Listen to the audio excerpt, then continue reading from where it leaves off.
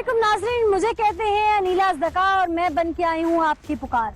आज मैं मौजूद हूँ सियालकोट में और यहाँ मैं बेनकाब करने जा रही हूँ एक ऐसा माफिया जो लोगों से ऑनलाइन शॉपिंग के नाम पर फ्रॉड करता है। और सिर्फ फ्रॉड ही नहीं बल्कि मासूम लोगों के नाम से आईडीज बनाकर उनके नाम से लोगों को लूटता है। यानी कि जिसके नाम से अकाउंट बनाया जाता है वो भी शिकार होता है और जो पैसे दे बैठता है वो भी लुट जाता है। और सबसे बड़ी बात कि कानून के मुहाफिज कैसे कर रहे हैं इस माफिया की पुष्पनाई और कैसे गरीब आवाम धक्के खाने पर मजबूर है। आज के प्रोग्राम में ये और बहुत कुछ मैं आपको दिखाने जा रही हूँ।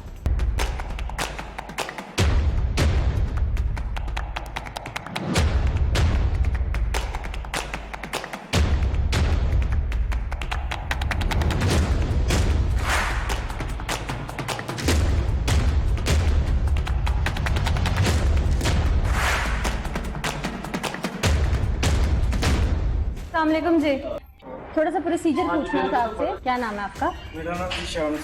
जीशान, जब कोई एप्लीकेंट आपके पास आता है और वो एप्लीकेशन देता है तो आप उसे किस तरह मार्क करते हैं? आगे क्या प्रोसीजर होता है? मामले की नोयत का देखते हैं कि अगर संगीन जुर्म है तो फौरी तौर पर एसएचओ साहब के नोटिस में देते हैं। ठीक है। अगर नहीं तो फिर हम एप्लीकेशन लिख के जो मुतलका बीट अफसर होता है हम उसको मार्क कर देते हैं। अच्छा, मुतलका बीट अफसर आपके पास यहाँ पे रिकॉर्ड में तो आता होगा किस किस को मार्क करते होंगे? जी जरूर। अच्छा, ये मेरे पास एक एप्लीकेशन है, जरा ये चेक करके बताएं अपने रिकॉर्ड में ये कब से है और किस अफसर को मार्क है। नाज़रीन, ये फ्रंट डेस्क ऑफिस है, हुकूमत की जानिब से ये कायम किए गए थे ताकि अगर कोई एप्लीकेंट यहाँ पर आए तो उसे चक्कर नहीं काटने पड़े वो कहाँ किससे मिले किससे ना मिले, संतरी से मिले, मुहर्रर से मिले, क्या करे, आम लोगों को नहीं पता होता। तो प्रॉपर एक डिस्ट्रिक्ट पुलिस ऑफिस की जानिब से एक फ्रंट डेस्क हर थाने में कायम किया गया है कि अगर किसी को कोई मसला है तो आया वो एप्लीकेशन यहाँ देकर जाए और उस एप्लीकेशन को फिर आगे तफ्तीशी को मार्क किया जाता है और तफ्तीशी फिर उसे देखता है, फिर दोनों पार्टीज को बुलाया जाता है। और अगर संगीन, जैसे कि इन्होंने बताया कि संगीन नौयत का जुर्म हो तो फौरी तौर पर उस पर FIR दे दी जाती है और अगर नॉर्मल हो, कोई संगीन उसकी नौयत ना हो तो फिर मामले को देखा जाता है, उसको परखा जाता है। लेकिन एप्लीकेशन देने के बाद दोनों पार्टीज को कॉल जरूर की जाती है। मैं सही कह रही हूँ? जी जरूर। अच्छा, ये किसके नाम पे है? ये हबीब ऐसे थोड़ा सा आगे हो जाइए। हबीब ऐसे साहब के पास है। कितने अरसे से मार्क किया? ये 4 मार्च 2020 की है। 4 मार्च 2020 और इस वक्त जुलाई का महीना है। मार्च, अप्रैल, मई, जून, जुलाई, 5 महीने गुजर चुके हैं इस एप्लीकेशन पे। किसी ने कोई कॉल नहीं की एप्लीकेंट को कि आपका मसला क्या था। अच्छा, पेंडिंग एप्लीकेशंस का तो आपने देना होता है ना, फॉलोअप फीड आपने करना होता है, तो इसका क्यों नहीं दिया गया? मेरी जो तैनाती है वो कल परसों हुई है, मैं कोतवाली से ट्रांसफर हुआ हूँ अच्छा, रिसेंटली। ठीक है। रज़ाक साहब के पास से आए हैं जी रज़ाक साहब से। आप यहाँ पर जब आए हैं या आने से पहले भी, चूंकि फ्रंट डेस्क पे हैं, तो आपने किसको रिपोर्ट करना होता है जो पेंडिंग केसेस होते हैं? पेंडिंग केसेस जो है वो मुतलका जो मुहर्रर है हम उसको लिस्ट देते हैं। ठीक जो है। मुतलका पेंडिंग एप्लीकेशन होती हैं वो उनको क्लियर करवाते हैं। उनके जवाब हमारे पास, ये मेरे पास पड़े हुए हैं, वही मैं जो साइल है इनको कॉल करूँगा और उनसे पूछूंगा कि उनकी एप्लीकेशन पे क्या कार्रवाई की गई। अभी तक आपने किए? अभी ये मेरे पास अभी आए हैं। अच्छा, इस लिस्ट में नाम देखिए जरा, इसका जो पेंडिंग एप्लीकेशन की लिस्ट है आपके पास, उस लिस्ट में नाम देखिए।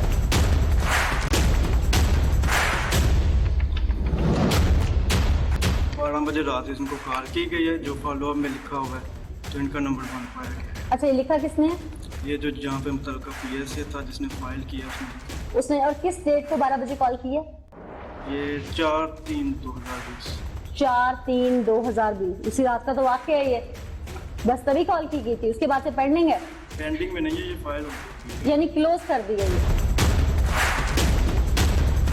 नाज़रीन, आप देख सकते हैं कि एप्लीकेंट अभी तक परेशान है। मेरे साथ एप्लीकेंट भी मौजूद है, मैं पहले ये सुनवा लूंगी उसका नंबर ही चल रहा है कि नहीं।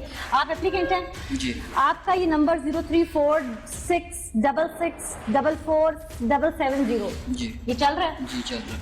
आपको पता है आपकी एप्लीकेशन क्लोज हो गई है? नहीं चीज किसी ने बताया? नहीं। अच्छा, ठीक। अच्छा जीशान साहब, एक चीज और, एप्लीकेशन क्लोज हो जाए तो कौन बताएगा एप्लीकेंट को कि आपकी एप्लीकेशन क्लोज हो गई है? हम ही बताएंगे। आप बताएंगे? तो आपके मुताबिक जो यहाँ पीएस थे उन्होंने 4/3/2020 को ये कॉल करके इनको बता दिया कि आपकी एप्लीकेशन क्लोज है। उनका तो इन्होंने अटेंड ही नहीं की कॉल। अगर कोई कॉल अटेंड ना करे एप्लीकेंट एक कॉल पे तो क्या एप्लीकेशन क्लोज हो जाती है? नहीं, क्लोज तो नहीं होता। रूल पूछ रही हूँ। नहीं, क्लोज तो नहीं, क्लोज नहीं हम लोग मैसेज भी जाता है आप लोगों की मैसेज तरफ भी से? जाता है जी। नहीं, आप एप्लीकेंट है, जरा आगे आइए। आपको कॉल रात 12 बजे गई, सुबह उठ के देखा हो? नहीं, कोई भी मुझे अगर कोई मिस कॉल भी आए सुबह में बैक कॉल कोई कर देता मैसेज? हूं। नहीं, मैसेज भी कोई मैसेज नहीं आया? नहीं। ठीक। अच्छा जीशान साहब, एक और भी इंफॉर्मेशन के तौर पे, चूंकि आप नए हैं, मेरा आपसे बहुत ज्यादा आप पे बनता ही नहीं है कि मैं आके कोई सवालात करूं या आपसे एप्लीकेंट सवालात करे, लेकिन आपका डिपार्टमेंट है चूंकि, हम इसलिए पूछ रहे हैं, क्या कोई एप्लीकेशन एप्लीकेंट दे के जाता है तो पुलिस रात 12 बजे से लेकर सुबह शहर के वक्त तक उसे कॉल करती है? असूल तो दिन के वक्त कॉल का होता है, रात को 12 बजे कोई गाँव या छोटे शहर का शख्स क्यों उठाएगा कॉल? वो ऐसे ही है। जो रिपोर्ट थी वो तो मैंने आपको बता दिया। जी बिल्कुल, आपने मुझे रिपोर्ट बता दी। नाज़रीन, महकमे की कोताहियां अगर एक एक करके उंगली पर गिनना शुरू करूं तो मेरा ख्याल है मेरे प्रोग्राम का वक्त खत्म हो जाएगा, लेकिन पुलिस डिपार्टमेंट में छिपी काली भीड़ें और इनके काले करतूत शायद खत्म नहीं होंगे। इस केस में भी कुछ ऐसा हुआ, ऑनलाइन फ्रॉड होता है। एप्लीकेंट एप्लीकेशन लेके पुलिस स्टेशन आता है, एप्लीकेंट 5 माह से धक्के खाता रहता है और उसे पता ही नहीं होता कि यहाँ पर अरबाब अख्तियार ने, यहाँ पर उनको सुकून की नींद देने वाले डिपार्टमेंट ने, उनके तहफ़्फ़ुज़ की जिम्मेदारी उठाने वाले डिपार्टमेंट ने और उसी अवाम के टैक्स पर पलने वाले एक सरकारी डिपार्टमेंट ने ये एप्लीकेशन क्लोज कर दी है। और वो एप्लीकेंट लोगों से मजबूर होकर बातें सुन रहा है कि उसके नाम पर एक माफिया कहां कहां फ्रॉड कर रहा है और लोग उस शरीफ इंसान के दरवाजे तक आ रहे हैं और वो खुद परेशान है और वो धक्के पे धक्के खा रहा है और उसे कोई बता नहीं रहा कि आपके साथ अब आगे क्या होगा। सिस्टम अगर ऐसे ही चलेगा तो इस सिस्टम को सुधारेगा कौन?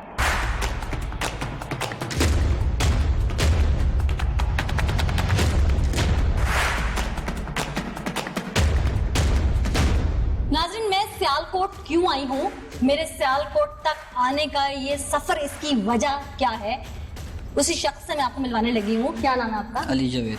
अली, आपने बहुत ज़्यादा कांटेक्ट किया, मुझे ईमेल्स भी की, मैसेजेस भी किए और फिर आपकी बहुत ज़्यादा इसरार पर जब आपका मैंने फ्रॉड देखा और यकीनन वो काफ़ी बड़ा फ्रॉड था और मैं आप तक पहुँचने में मजबूर हो गई। तो ये कैसे हुआ आपके साथ फ्रॉड? आपने ऑनलाइन एक प्रोडक्ट खरीदा और फिर उसके बाद आपने वो प्रोडक्ट नहीं भी लिया, पैसे भी नहीं भेजे, फिर भी फ्रॉड की जद में आ गए। मैं उस बंदे से मोबाइल खरीदा था, बस ये है कि मैं उससे ना गारंटी के तौर पे अपनी शॉप का कार्ड और अपना आईडी कार्ड सेंड कर दिया मैंने उसको। उसके आप बाद जानते थे उस शख्स को पहले? मैं उसको नहीं था आपने जानता। ऐड देखा ऑनलाइन? ऐड देखा और ऐड लगी हुई थी सियालकोट की, जिस वजह से मैंने उसके साथ रब्ता किया। मुझे वो बंदा कहता है कि मैं पाकपतन का हूँ। जब उसने मुझे एक विजिटिंग कार्ड और एक आईडी कार्ड भी सेंड किया जिसके ऊपर उसका एड्रेस जो है ना, विजिटिंग कार्ड पे भी पाकपतन का था और आईडी कार्ड पे भी पाकपतन का था। तो तकरीबन जब मेरी उसके साथ बातचीत हुई है तो मुझे कहता आप 10,000 रुपये भेज दें मुझे। मैंने उसको कहा मैं आपको पैसे तो नहीं भेज सकता। तो मुझे उसने जब वो सेंड किया अपना आईडी कार्ड विजिटिंग कार्ड, मुझे कहता मैं दुकानदार हूँ, आपके पैसे लेके भागूंगा नहीं। तो मैंने कहा मैं खुद दुकानदार हूँ, मैं भी मोबाइल का ही काम करता हूँ, मुझे मोबाइल आपका पसंद है, इस वजह से मैंने आपके साथ रब्ता किया। तो ये है कि या तो आप मुझे आके दे दें, ठीक है, तो या फिर ये है कि TCS वाले को परमिशन दे के मुझे खोल के चेक करवाए, जो चीज़ खरीद रहा हूँ अंदर से निकलेगी तो फिर पैसे दूंगा। नहीं तो गारंटी के तौर पे जिस तरह आप मुझे विजिटिंग कार्ड आईडी कार्ड भेज रहे हो मैं भी उसी तरह भेज देता हूँ गारंटी के तौर पे। कहता सेंड कर दो, मैंने उसको सेंड किए तो पैसे सेंड किए? नहीं विजिटिंग कार्ड और विजिटिंग कार्ड। अच्छा ठीक है। मुझे कहता है थोड़ी देर के बाद 10-15 मिनट बाद मुझे मैसेज आया, मुझे कहता है कि भाई कह रहे हैं कि नहीं जी 1,000 रुपये सिक्योरिटी के तौर पे आपको सेंड करना पड़ेगा। तो 1,000 की जब बात आई तो मुझे नहीं लगा कि वो बंदा कोई कारोबारी है या फिर कोई, मुझे शक हुआ थोड़ा सा। मैंने उस वजह से उसको कहा कि रहने दे आप मोबाइल भाई, मैंने नहीं खरीदना। फिर उसने मुझे मैसेजेस किए, मुझे कहता है कि मोबाइल नहीं लेना तो ना लो, मगर ये है कि अब आपके नाम पे ऐड लगाऊंगा। कितने लोग आप तक अभी तक कंप्लेंट ऐसे पहुंचे जिनके साथ फ्रॉड आपके नाम से हुआ है? तकरीबन 10 से 15। और कितने पैसे तमाम लोग दे चुके हैं? 20,000, 40,000, अभी आज मुझे एक भाई की कॉल आई है, मुझे कहते हैं कि मैं ब्लड कैंसर का पेशेंट हूँ। हाँ। मैंने 60,000 रुपये भेजा उस बंदे को। और वो आपके नाम पर एक वेबसाइट पर ऐड लगा रहा है और आपका फोन नंबर डाल रहा है नीचे, आपका आईडी कार्ड यूज कर रहा है, आपके नाम से अकाउंट चला रहा है, लोगों से पैसे एडवांस में जो जो उसके साथ घेरे में आ जाते हैं उनसे मंगवा लेता है, प्रोडक्ट भी उन तक नहीं भेजता। जी। ठीक है, और लोग समझते हैं कि ये फ्रॉड आप कर रहे हैं और आप उस शख्स को कभी मिले नहीं, कभी देखा नहीं, आपके साथ भी ऑनलाइन फ्रॉड होते होते बच गया था, लेकिन आप दूसरे तरीके से फ्रॉड में फंस गए। जी। ऐसे ही हुआ। जी। आप मुतल्लिका थाने में खुद गए? जी। जब एसएचओ को आपने सारी ऑडियो सुनवाई तो उनका क्या रिएक्शन था? मुझे तो वो कहते थे कि जी ये आप ही हैं इस मामले में, आप इन्वॉल्व हैं। थाना कौन सा था? थाना मुरादपुर था। ठीक है, एसएचओ का नाम? मलक नदीम। अच्छा, मलक नदीम साहब। वो कहते हैं कि ये आप ही हैं? हाँ जी।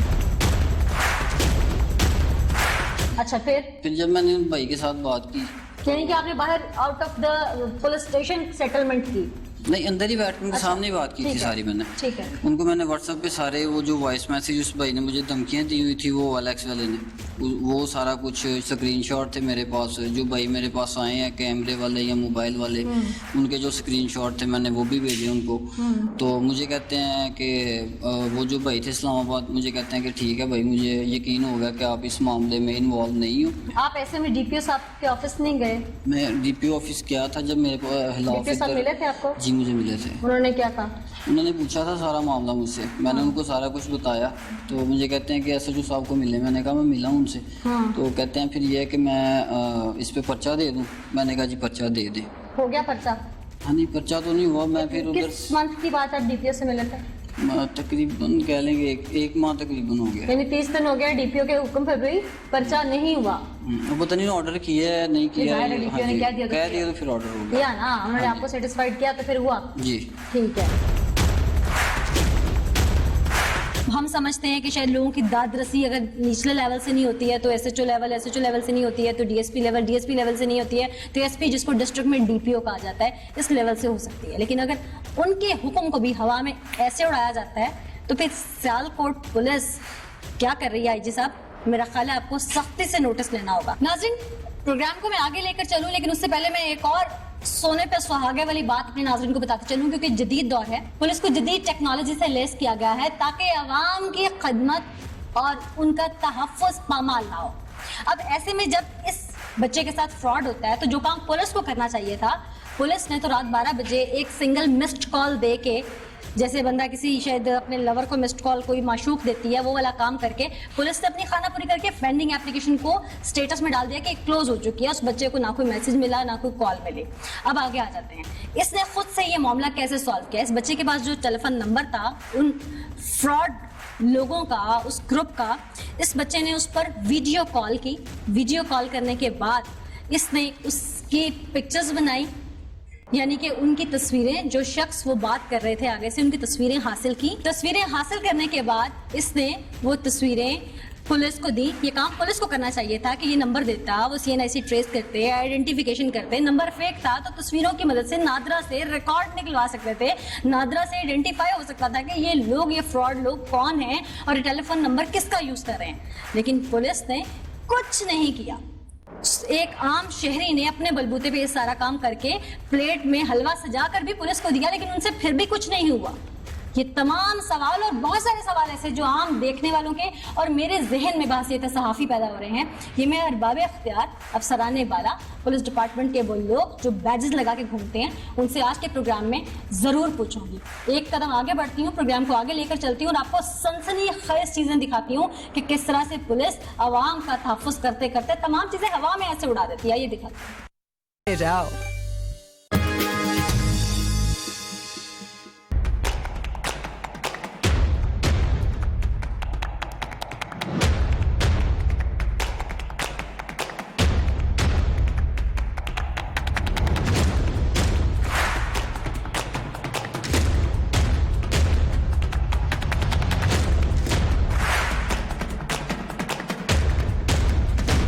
इससे पहले कि मैं प्रोग्राम में आगे बढ़ूं, हुक्कामे बाला नोट फरमा ले, मुतासिरा शख्स अली जावेद थाना मुरादपुर में ही नहीं FIA गुजरावाला में भी 5 माह से ख्वार हो रहा है। सियालकोट पुलिस ने बेरुखी का मुजाहरा तो किया ही, FIA गुजरावाला में भी ताहाल सुनवाई नहीं हुई। मेरी समझ से बालातर है कि ऐसी कौन सी इंक्वायरी या वेरिफिकेशन है जो मुकम्मल होने का नाम ही नहीं ले रही।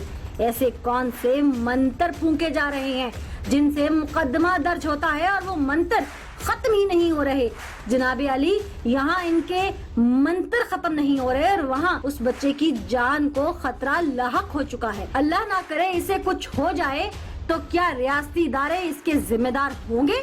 जो काम पुलिस या साइबर क्राइम को करना चाहिए था वो इस बच्चे ने खुद ही कर लिया, यानी मुल्जिमान की शनाख्त जिसके जरिए इन्हें गिरफ्तार किया जा सकता है। फिर भी इतनी लापरवाही क्यों? इस क्यों का जवाब लेने के लिए जब हम थाना मुरादपुर सियालकोट के SHO के पास पहुंचे तो उसने क्या कारनामा सर अंजाम दिया वो भी आप मुलाहिजा फरमा लीजिए। नदीम सर, ये एप्लीकेशन तो आपके पास पहले भी एक बच्चे की आ चुकी है ना? एक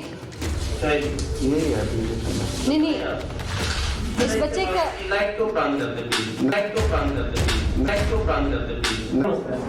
ये एप्लीकेशन आई हुई है इस बच्चे के साथ OLX से ऑनलाइन फ्रॉड इसके साथ तो होता रह गया, लेकिन इसकी ID कार्ड, ये चीज़ें आपकी नॉलेज में पहले भी हैं चूंकि ये मामला आ चुका है। ये बच्चे का ID कार्ड और तस्वीरें लेके एक फेक अकाउंट बनाया गया, मुख्तलिफ लोगों से इसके नाम पे पैसे, किसी से 60,000, किसी से 50,000, किसी से 40,000 वो लिए जाते रहे हैं। लोग इसके दरवाजे तक आते रहे हैं, लोग ये एप्लीकेशन देने यहाँ पे आया है। ये एप्लीकेशन पेंडिंग में डाल के क्लोज की गई है, इसको कॉल नहीं की गई, FIR नहीं काटी गई, DPO तक वो बच्चा चल के गया है, DPO ने कहा FIR काट दें, फिर नहीं काटी गई। साइबर क्राइम एक्ट सर, चले मैं खुद लॉयर हूँ, मैं आपको समझा देती हूँ। चले, अच्छा ये साइबर क्राइम का मामला, ठीक है, ये हम नहीं कर सकते हैं। साइबर क्राइम में धमकियों का मामला, अगर कोई किसके जरिए हुआ है धमकियां? उस बच्चे को धमकियां दी टेलीफोन के जरिए, टेलीफोन एक्ट के जरिए नहीं काटा जा सकता। वो काम फेसबुक पे हुई है। नहीं, फोन पे।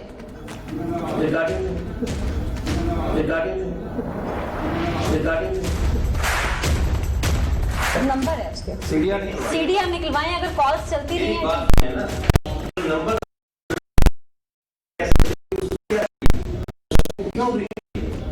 सीडीआर दे मुझे ये एड्रेस दे दे। आगे हो बेटा। आपके पास जो शॉप पे लोग चल के आते हैं जो आपको धमकियां दी गई हैं, बंदे आए मुझे कहते हैं कि पुलिस से थाने से, इसका पूरा रिकॉर्ड आपको पता है? ये जो बंदा है आपके सामने, मेरे सामने खड़ा, पर मेरी रेहान मोबाइल सेंटर दुकान थी इनके साथ, ऐसे ही मैं काम किया मेरे पास भी किया है। तो सर इन्होंने फिर साथ में दुकान डाली है, मेरा कोई तनाजा नहीं आपके साथ कोई है? इन जनाब ने बिल उधर लेने शुरू किए हैं। जिसकी शॉप पहले थी। बेटा बात तो सुन लो, बात के साथ बात करते हैं। साइड पे आ जाओ। इन्होंने सर बिल लेने शुरू किए हैं, वो कम से कम ना किसी का 5,000, किसी का 10,000, किसी का कुछ, किसी का कुछ, इन्होंने वो आके दिए नहीं। वो काफी अवाम आ गई। अच्छा, ठीक है, उधर दुकान तोड़ी इसकी। ये कब की बात है? नहीं, आप बता देना, मैं इसको दोबारा पूछती हूँ। ये बात है सर 2014-15। अच्छा, ठीक है। ये मतलब कि इस बंदे की रेफरेंस है। नहीं, शॉप मेरी तो नहीं। बेटा छोड़ दो उस बात को भी, छोड़ दो, हम पिछली बात में नहीं जाते। शॉप मेरी तो नहीं। बेटा छोड़ दो उस बात को भी, छोड़ दो, हम पिछली बात में नहीं जाते। शॉप मेरी तो नहीं। बेटा छोड़ दो उस बात को भी, छोड़ दो, हम पिछली बात में नहीं जाते। अब मुझे दिया तुमने प्रूफ? एक सेकंड ठहर आप, मुझे प्रूफ दिया तुमने? आपको मैंने दिखाए थे मगर दिए क्या प्रूफ? एक सेकंड ठहर आप, मुझे प्रूफ दिया तुमने? आपको मैंने दिखाए थे मगर दिए क्या प्रूफ? मलिक साहब, थोड़ा सा मुदई से प्यार से बात कर लें, शायद वो कंफ्यूज। से देखें बेटा चैट सुन लीजिए, ऑनलाइन फ्रॉड हो रहा है उन लोगों के साथ जो लोग पैसे दे रहे हैं। इसका ID कार्ड यूज हो रहा है, इसके नाम, इसको फोन पे धमकियां, इसके दरवाजे पे आके धमकियां दी गई। ये आपके पास आया कि जी मेरे दरवाजे तक लोग चलते एक हैं। सेकंड, दरवाजे पे कौन आया था? ऐसे नहीं FIR होती थी, ऐसे तो 10 बंदे आते हैं रोजाना, ये कहता है उसने मुझे मार दिया, उसने मुझे धमकी दी, ये कहेंगे उसने मेरा जमीन खा दिया। सियालकोट मुरादपुर के एसएचओ के अजब मंतक मेरी समझ से तो बालातर हैं। शायद आपकी समझ में कुछ आया हो। न जाने इस केस को साहब क्यों रफा दफा करने के चक्कर में थे। पहले तो कैमरे बंद करवाने की कोशिश कर रहे थे कि कहीं इनके अखलाक और बेतुकी लॉजिक अवाम न देख लें। फिर एक एक बात को घुमाने की खूब कोशिश की। क्या मैं पूछ सकती हूँ कि किसी को फोन कॉल पर कोई धमकाए और वो टेलीफोन एक्ट के तहत मुकदमा दर्ज करवाने आए तो इसके लिए टेलीफोन कॉल की रिकॉर्डिंग देना जरूरी है? क्या इसका CDR साइल को ही देना चाहिए? जहाँ तक मैं जानती हूँ CDR निकालना तो पुलिस का काम है। जब मौसूफ को कुछ समझ न आया तो पहले से इनके पास मौजूद शख्स को गवाही देने के लिए आगे कर दिया कि साइल खुद इतना नाकाबिल एतबार शख्स है। उसकी सफाई में साइल ने कुछ बताने की कोशिश की तो SHO साहब ने बारोब आवाज से बेचारे को चुप ही करवा दिया। फिर सबूत देने की बात पर बेबस हो गए तो जनाब के पास कोई रास्ता ना था कि बच निकलें। मगर फिर भी मैं न मानूं की रट पर काहिम थे जो मेरी समझ से बाहर है। सर FIR तफ्तीश के बाद होती है। FIR तफ्तीश के बाद होती है। ये मेरे पास 10 दफा है, ये मेरे पास 10 दफा है, ये मेरे पास 10 दफा है। आपने कहा FIR ऐसे नहीं हो जाती। FIR तफ्तीश के बाद होती है। मैं इसकी वेरीफाई करूंगा, उसके बाद होगी। उसके बाद होगी तफ्तीश के बाद FIR करेंगे। वेरीफाई के बाद। वेरीफाई के बाद। अच्छा, जहाँ तक मेरे पास इन्फॉर्मेशन है, एज पर लॉ के फर्स्ट इन्फॉर्मेशन रिपोर्ट जो है वो एप्लीकेशन पे हो जाती है और उसके बाद वेरिफिकेशन पे इखराज या इंदराज होता है। SHO साहब के पास इनकार की कोई वजह मौजूद नहीं थी मगर केस समझने को भी तैयार न थे। इस सारी गुफ्तगू को देखकर अफसराने बाला को तहैया करना है कि इनके पास SHO शिप की अहलियत है या जानबूझकर साहिल की मदद नहीं करना चाह रहे थे। खैर, इनकी जिद पर साहिल ने एक नई दरख्वास्त दे दी कि इसकी जान को खतरा है। नामालूम अफराद से धमकियां मिल रही हैं जिसके गवाह अहले इलाका भी हैं जो आगे चलकर मैं आपके सामने रख दूंगी। देखना ये है कि अब भी मुकदमा दर्ज करके पुलिस साहिल की मदद करती है या 5 माह की ख्वारी के बाद टीम पुकार के पास जाने की सजा दी जाएगी। अगर ऐसा हुआ तो मैं अल्लाह को हाजिर नाजिर जान कर कहती हूँ कि मैं बार बार हर ऐवान तक उसकी पुकार पहुँचाऊंगी। क्या कानून सिर्फ मर्जी के लोगों के लिए है?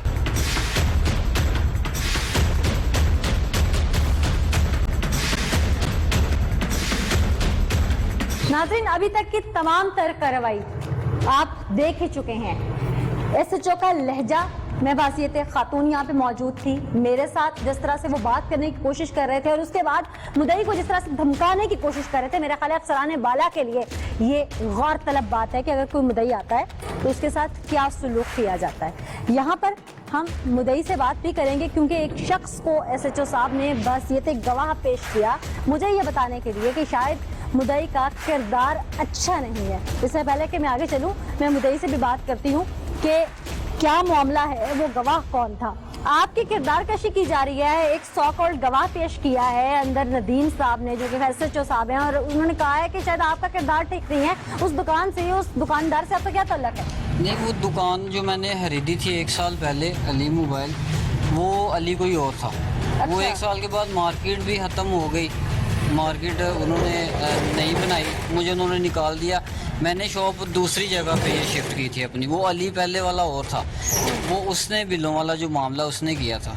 आपका उस सारे मामले से, उस अली मोबाइल शॉप से, उस लेन देन के तनाज़े से कोई ताल्लुक नहीं? मेरा उस लेन देन से तनाज़े से कोई ताल्लुक नहीं है। ठीक नाज़रीन, एक तरफ मुदई कहता है कि उसका लेन देन के तनाज़े से कोई ताल्लुक नहीं है और दूसरी तरफ अगर इस बात को हम गौर करके देखें तो हद समझने वाला, अकल बाले कानून को समझने वाला और थाने की रीति रिवाज को समझने वाला शख्स ये समझ सकता है कि वो गवाह जिस तरह से उसके SHO साहब के कमरे में उनके पीछे गया, वो पर्सनल कमरा उनका जो उनका बेडरूम है जो कि इन्होंने एक पीछे रखा होता है कि यहाँ पे थोड़ी देर आराम करने, आरामगाह बनाई होती है, तो इसका मतलब है कि वो थाने का टाउट भी हो सकता है या वैसे कोई और लफ्ज़ तो इस बात में कितनी सदाकत है वो गवाह भी मेरा ख्याल है तफ्तीश के काबिल है। इस मामले में कितनी सदाकत है इसकी भी तफ्तीश होनी चाहिए। आगे आ जाते हैं दूसरी तरफ। 5 माह पहले एक एप्लीकेशन दी, अगर वो साइबर क्राइम का मामला था तो साइबर क्राइम को मार्क कर देनी चाहिए थी, ना कि उस एप्लीकेशन को क्लोज कर देना चाहिए था। रात के 12 बजे वाली कॉल समझ से वाला कट, कोई मैसेज नहीं, कोई तफ्तीश नहीं, IO का चेंज हो जाना, नए IO को साइन ना होना, सारे मामला एक तरफ, धमकियां दी इनके घर लोग चल के आते रहे, मुदई परेशान होता रहा, डीपीओ साहब तक के दरवाजे तक जाता रहा और डीपीओ साहब ने भी बस कहने में आप ये जानी कि कर देते हैं, उसे रिटर्न किया या नहीं ये किसी को नहीं मालूम। अब चूंकि एसएचओ साहब का जो नया मौक़िफ़ है 5 माह के बाद कि जिनको धमकियां आई थी तो हमें आके बताते, अब धमकियों की भी एप्लीकेशन दे दी है, अब उस पे ये कौन से बागात लगा लेते हैं या क्या उखाड़ लेते हैं उन मुल्ज़िमान का, वो भी हम देख लेते हैं, क्योंकि इनकी नालायकी अभी तक तो 5 माह में मैं और मेरे नाज़रीन देख ही चुके हैं, जो रवायती अंदाज ये अपना के जिस तरह से ये चीख चखाड़ा करने की कोशिश कर रहे थे। मेरा ख्याल है आजी साहब आपके लिए आपके ये जो मतहत थाने हैं और डीपीओज़ हैं, इनकी गिरफ्त कहाँ कहाँ कच्ची है ये तो हम हाईलाइट कर ही रहे हैं, लेकिन इस पर एक्शन लेने की बहुत ज़्यादा ज़रूरत है। अब किसी मुद्दई के साथ जो रवैया इख्तियार किया जाता है एफआईआर पे, वो भी क्या मुझे आईजी साहब आपसे आके पूछना पड़ेगा कि एफआईआर दर्ज कैसे होती है? जहाँ तक मेरी नाक़िस अकल कहती है कि एफआईआर का मतलब होता है कि अगर कोई शख्स थाने चल के आता है और वो कोई कंप्लेंट करता है तो वो कंप्लेंट जो रिटन में दर्ज होती है उसे एफआईआर कहते हैं। एफआईआर के लिए कोई बड़ा लंबा चौड़ा प्रोसीजर नहीं है, जिस तरह से ये नदीम साहब अंदर मुझे समझाने की कोशिश कर रहे थे और खुद को लॉ ग्रेजुएट कह रहे थे। मेरा ख्याल है कि इस पे मैं खुद तो लॉयर हुई हूँ, लेकिन मैं किसी कानूनी जो माहिरीन है या जो कोई लॉयर है उसका भी मौक़िफ़ अपने प्रोग्राम में शामिल करके अपने नाज़रीन को ज़रूर सुनवाऊंगी कि असल में एफआईआर किस तरह लॉन्च होती है और एफआईआर का मतलब क्या होता है। जो ये समझा रहे हैं क्या या वो होता है या एफआईआर लॉन्च करने से पहले 24, 48 घंटे 72 घंटे पहले देखा जाता है कि लॉन्च करनी चाहिए या नहीं करनी चाहिए, ये भी आज के प्रोग्राम में मैं आपको दिखाती हूँ।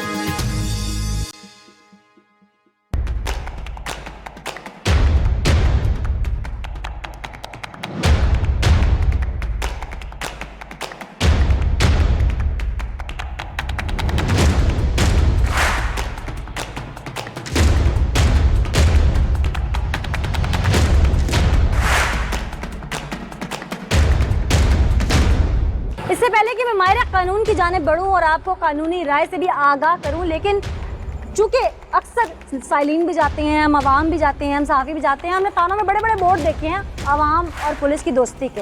ये दोस्ती किस हद तक सच्ची साबित हो रही है और इस इलाके में ख़ासकर जिस थाने की हदूद का ये केस है, इस थाने की हदूद के लोग अपनी इलाका पुलिस से किस हद तक मुतमईन है, आइए वो भी आपको सुनवाती हूँ। मेरे साथ कुछ लोग मौजूद हैं। अस्सलाम वालेकुम जी, क्या नाम है आपका? मोहम्मद अवैस। अवैस, आप कितने को मुतमईन है यहाँ के पुलिस के रवैये से? आपके इलाके की पुलिस है इधर तो जिस आदमी का ज़्यादा तल्लक होता है उसका काम ज़्यादा होता है। अच्छा, मेरिट पे नहीं होता? मेरिट पे नहीं पुलिस होता। तो तल्लुकात पे काम करती नहीं है, इसको तो काम है आवाम का तहफ़्फ़ुज़ करना। जिसका तल्लक ज़्यादा होता है उसका काम इधर बहुत जल्दी होता है। क्यों एसएचओ साहब बिक जाते हैं?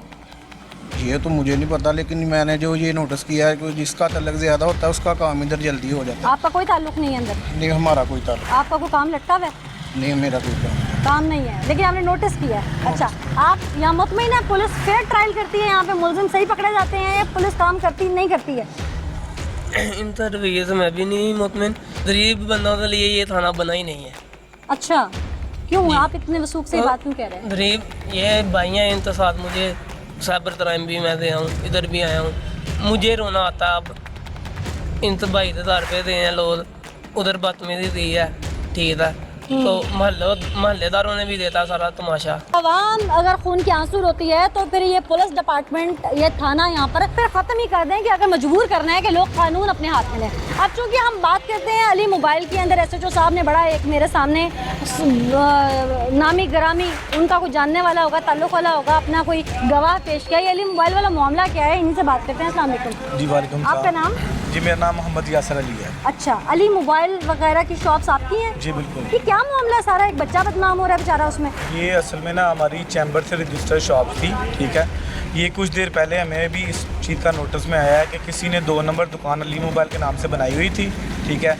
वो OLX के ऊपर एड्स लगाता था और फेक आईडीज़ पे लगा के चीज़ें बेचता था, ठीक है, जिसकी कंप्लेंट्स हमें आना शुरू हो गई। उसके बाद हम लोगों ने मुख्तलिफ थानों में अपनी जो है ना वो कंप्लेंट दर्ज करवाई हुई हैं, ठीक है। उस पर अभी तक कोई अमल दरामद नहीं हुआ? जी अभी तक उसका कोई अमल अच्छा, दरामद नहीं ये जो बच्चा यहाँ पर एक फिर रहा है जो कंप्लेंट लेके आया है, इस बच्चे का आपको शक था फ्रॉड में? जी इसका तो नहीं पता, लेकिन वो जो के ऊपर तस्वीर लगा रहे हैं वो कोई और लड़का है। वो कोई और लड़का? वो कोई और लड़का। यानी कि ये एक गिरोह है? जी बिल्कुल ऐसे जो ही है। मुख्तलिफ लोगों को, जिसमें आप भी विक्टिम हैं, जिसमें वो बिल्कुल बच्चा भी विक्टिम है, जिसमें बहुत सारे और विक्टिम्स हैं जिनके पैसे लूट लिए गए, वो लोग इसमें अभी तक मुतासर हो रहे हैं और इलाका पुलिस के कान पे यूं नहीं रेंग रहे। जी बिल्कुल ऐसे ही है। अभी तक आपने कितनी एप्लीकेशंस दी हैं? मैंने उसकी 2 एप्लीकेशन दी हैं। एक थाने मुरादपुर में जो ब्रांच मैनेजर है, ये गोदपुर में हमारी ब्रांच है, उसके ब्रांच ये मुरादपुर मैनेजर ने यही- जी यही इधर थाना। ही उन्होंने ठीक है। एप्लीकेशन दी हुई है। ये कुछ वीक ही पहले उन्होंने दी ये है। एसएचओ नदीम साहब ही हैं। जी इधर ही एप्लीकेशन दी हुई है, ठीक है। एक एप्लीकेशन हमारी दूसरे थाने में है। आपका आईओ जो है आपके साथ कोऑपरेट नहीं कर रहा, यानी जी बिल्कुल ऐसे ही है। ठीक। नाज़रीन, हैरान कुन तौर पर मैं यही कहूँगी कि इतनी एप्लीकेशंस, इतनी कंप्लेंट्स, एक ऑनलाइन शॉपिंग का माफिया सरगर्म और लोगों के दरवाज़ों तक आकर धमकियाँ देता है, ये मौसूफ एसएचओ साहब यहाँ पर धमकी की एफआईआर नहीं काटते, यहाँ पर नौसरबाजी की एफआईआर नहीं काटते, उस एफआईआर को, एप्लीकेशन को रिकॉर्ड नहीं करते, यानी एफआईआर को लॉन्च नहीं करते और साइबर क्राइम विंग में उसको रेफर करना तो बहुत दूर की बात। कहीं ये पुष्पनाई तो नहीं कर रहे, ये गिरोह इन्हीं के अंदर काम तो नहीं कर रहा। इसको जांचना बहुत ज़रूरी है, क्योंकि इसी डिपार्टमेंट में से पहले भी बहुत सारी काली भेड़ें पकड़ी गई हैं और आज इस रवैये के बाद मेरे जहन में तो सवाल गूंज रहे हैं। आईजी साहब, मेरा ख्याल है आपको भी नोटिस लेने की ज़रूरत है। क्या इसी माफिया की पुष्पनाई इस डिपार्टमेंट का, इस थाने का एसएचओ खुद तो नहीं कर रहा?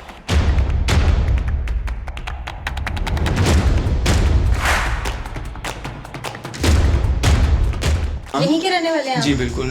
अली को धमकियाँ मिल रही हैं या वैसे ही? जी बिल्कुल, काफ़ी टाइम से ये मसला चल रहा है कितने अरसे से हुआ? इसका। ये तकरीबन 6 मंथ हो गए हैं। अच्छा, कैसा बच्चा है अली? फैमिली कैसी है? बहुत नाइस फैमिली है, शरीफ लोग हैं। अच्छा। उसके वालिद साहब भी नहीं है, मेहनती लड़का है। जी यतीम बच्चा है। काफ़ी लोग आते हैं, आके मोहल्ले में शोर शराबा करते हैं, उनकी माँ बहनों को गाली वगैरह भी देते हैं, धमकियाँ भी लगाते हैं कि बाहर से हम लोग कत्ल करवा देंगे, उठा देंगे, पुलिस हमारे ताल्लुक वाली है, हम लोग अंदर करवा देंगे, किसी केस में भी डलवा देंगे। वो शरीफ लोग हैं, काफ़ी परेशान है मैडम। पुलिस तो अभी तक कोई एक्शन नहीं ले रही है इस पर। काफ़ी टाइम जो है ना हम भी उसके साथ गए हैं, वहाँ पे जाके जो है ना हम पर्चा दर्ज करवाने की कोशिश की, मगर अभी तक पर्चा नहीं दर्ज हुआ। क्यों नहीं कर रही पुलिस कार्रवाई? बस वो उल्टा जो है इससे ब्लेम करते हैं कि आप ऐसे हैं। वालेकुम। अली की फैमिली के साथ ये कब से हो रहा है मसला? काफ़ी देर से हुआ है, 2-3 दफ़ा तो तो मैंने आप लोग मोहल्लेदार मिलके गए नहीं पुलिस? मैंने 2-3 दफ़ा खुद मसला ये सॉल्व करने की कोशिश की है। 2 दफ़ा मैंने खुद हैंडल किया है। 1-2 दफ़ा आए हैं लोग, आए हैं, धमकियाँ दी हैं मुझे। अली ने कॉल किया जल्दी घर जाओ, मैंने खुद हैंडल करके उन्हें भेज दिया वापस। अली की फैमिली को जानते हैं आप? जी बिल्कुल जानता हूँ, कितने अरसे से? मैं बचपन से जानता हूँ। कैसे लोग हैं? माशाल्लाह बहुत अच्छे लोग हैं। तो ये जिस तरह के अली के वो ब्लेम है और एसएचओ के पास थाने में भी एक शख्स कह रहा था कि अली नौसरबाजी करता है, नहीं जी बिल्कुल नहीं है, ऐसा कुछ नहीं है? कुछ भी नहीं है। इसे धमकियाँ देने लोग आ रहे हैं यहाँ पे? बिल्कुल आते हैं, मैंने खुद 1-2 दफ़ा हैंडल किया है। अली को धमकियाँ मिल रही हैं? हाँ, कौन बिल्कुल लोग हैं जो आते हैं? वो इधर से आ रहा है, कोई इधर से आ रहा है, कोई पता ही नहीं। जानते हैं किसी को? ना नहीं। क्या कह के जाते हैं वो इसके धमकी लगा जाए, ये करेंगे, फलान करेंगे, मोहल्लेदार तंग पै गए हैं ना लोगों को से। जो लोग आते हैं ऊपर आते से? हैं, कोई इधर आ जाता है, कोई इधर आ जाता है, कोई इधर आ जाता है। शरीफ आदमी है, सारी ज़िंदगी इधर रहने वाला है, कोई ऐसी बात ही नहीं है। आप भी जानते होंगे? जी हाँ बिल्कुल, अली के साथ हमारा तो बचपन गुजरा है, हम उसे अच्छी तरह जानते हैं। धमकियाँ देने कौन आ रहा है अली को बार बार? पता नहीं कहाँ से, कोई किसी इलाके से आ रहा है, कोई किसी इलाके से आ रहा है। अभी इस आप तरह लोगों का ने मोहल्लेदारों ने रोक के पूछने की कोशिश नहीं की उन लोगों को? मोहल्लेदारों ने ज़ाहिर इतना वो डिस्टर्ब हो गए हुए हैं कि आए दिन का इशू बन गया हुआ है। मोहल्लेदार कितना असिस्ट करे, कितना जिनकी वो अप्रोच है वो कर सकते हैं, लेकिन ये आए दिन का इशू बन गया हुआ है। अस्सलाम वालेकुम जी। बुजुर्गो, आप तो जानते होंगे अली को? अली को अच्छी तरह मैं जानता हूँ। तो पुलिस जो है वो कोऑपरेट नहीं कर रही? हमारे यहाँ तो कोई नहीं आया। धमकियाँ इतनी मिल रही हैं, मोहल्ले वाले परेशान हैं, कभी कोई आता है, वालदा को तंग हमारे करता है। पास यहाँ पे कोई पुलिस वाला नहीं आया।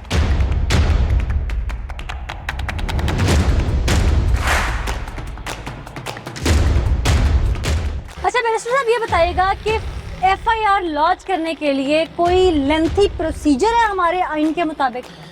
देखिए, एफआईआर लॉन्च करने के हवाले से हमारा सीआरपीसी बड़ा क्लियर है। सेक्शन 154 है जो ये बताता है कि when there is a cognizable offence has been made out that this is mandatory upon the station house officer. जो हमारा एसएचओ है उस पे ये फ़र्ज़ है, जो हमारा सेक्शन 154 सीआरपीसी का है उसके तहत, कि जब भी आप समझे कि काबिल दस्तंदाजी जुर्म का इर्तिकाब हुआ है तो एफआईआर लॉन्च करना ये एसएचओ की जिम्मेदारी है। फिर उसके बाद जो प्रोसीजर है 156 के तहत वो कार्रवाई करे, वो इन्वेस्टिगेशन करें, इंटेरोगेशन करे, 161 के तहत वो ज़िम्निया लिखे और फिर पूरी रिपोर्ट बना के अदालत में चालान सबमिट करे। लिहाजा जो जब भी काबिल दस्तंदाजी पुलिस का जुर्म का इर्तिकाब होगा, this is a mandatory upon the station house officer कि वो एफआईआर को लॉन्च करे।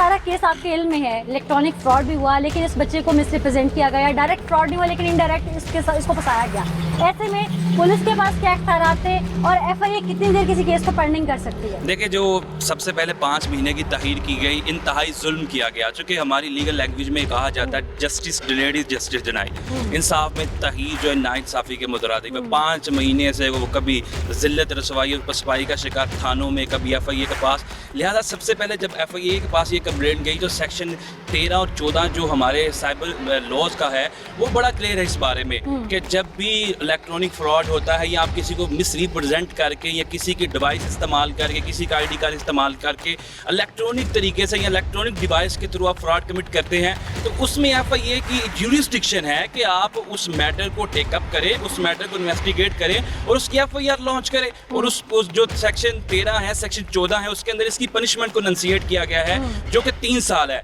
इस हवाले से मैं एक बात बड़ी इंपॉर्टेंट है जो कि अपनी हुकूमत की गोशगुजार भी करना चाहूँगा कि जो हमारा साइबर लॉ है वो वक्त के तकाज़ों के मुताबिक नहीं है।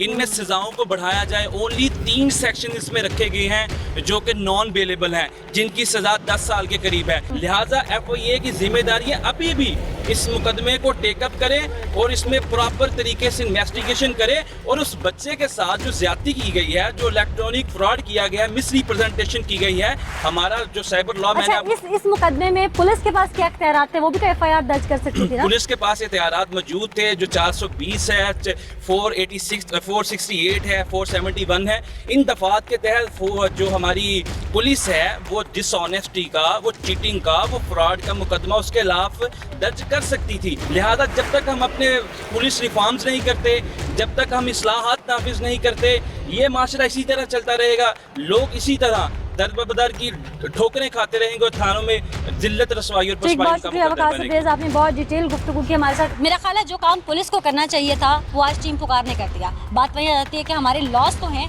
इम्प्लीमेंटेशन वीक है। इम्प्लीमेंटेशन कैसे होगी हम चीख के बताते हैं। आज ये काम जो साइबर क्राइम को 5 माह पहले कर देना चाहिए था FIA को, वो हम करके दिखा रहे हैं। जो पुलिस को 5 माह पहले FIR दर्ज करके मुल्ज़िमान को कटहरे में लाकर खड़ा करना चाहिए था, वो नहीं किया और उसका खमियाजा भुगतना पड़ा उन मासूम शहरियों को जो उन नौसरबाजों के हत्थे चढ़ गए और भारी उनसे रकूम वसूल की गई, उन लोगों को लूटा गया और एक मासूम शख्स जो कि दर बदर की ठोकरें खाता रहा और उसको अपना वो रिज़्क रोज़ी का अड्डा भी बंद करना पड़ा। उसकी घर में बूढ़ी माँ वो दिल पर लेती रही और बिलाखिर वो अपने बेटे की जान बचाने के लिए उसने दुकान पे उसका जाना बंद कर दिया और एक मोबाइल रिपेयरिंग का इंजीनियर आकर जूतियों की दुकान पर काम करने लग गया।